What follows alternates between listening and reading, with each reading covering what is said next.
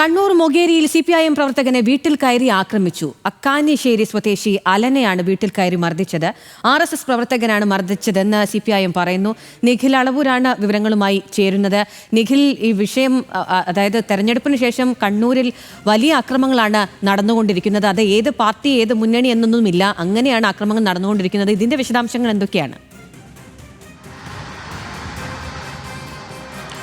അഖില, ഏതായാലും ഞായറാഴ്ച രാത്രി 8 മണിയോടുകൂടിയാണ് ഈ സംഭവം നടക്കുന്നത്. രാത്രി 8 മണിയോടുകൂടി 10ഓളം വരുന്ന ഒരു സംഘം വീട്ടിലേക്ക് കയറി വരികയും പിന്നീട് അലനെ മർദ്ദിക്കുകയുമായിരുന്നു.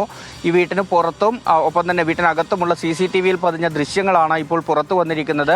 ഈ 10ഓളം പേരടങ്ങുന്ന സംഘം വീട്ടിലേക്ക് വരുന്ന ദൃശ്യങ്ങളുണ്ട്. ഒപ്പം തന്നെ ഈ വീട്ടിനകത്ത് കയറിയ സംഘം അലനെ മറ്റൊരു മുറിയിലേക്ക് കൊണ്ടുപോയി മർദ്ദിക്കുകയാണ് ചെയ്തതെന്നതാണ് പരാതിയിൽ പറയുന്നത്.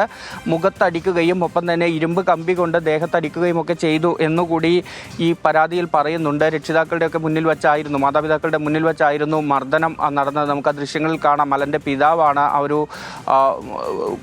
നടക്കാൻ ചെറിയ ബുദ്ധിമുട്ട് അദ്ദേഹത്തിനുണ്ടായിരുന്നു. അങ്ങനെ അദ്ദേഹം ഈ അക്രമികൾ വീട്ടിലേക്ക് കയറി വരുന്ന സമയത്ത് നിസ്സഹായനായി അത് നോക്കി നിൽക്കുന്നതൊക്കെ നമുക്ക് ആ ദൃശ്യങ്ങളിൽ കാണാൻ കഴിയുന്നുണ്ട്.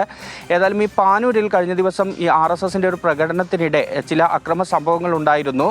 ആ അക്രമ സംഭവങ്ങളുടെ ദൃശ്യങ്ങൾ മൊബൈലിൽ ചിത്രീകരിച്ചതിൻ്റെ വിരോധത്തിലാണ് ഈ വീട് കയറിയുള്ള അക്രമം നടന്നത് എന്നതാണ് ഇപ്പോൾ CPIM പറയുന്നത്.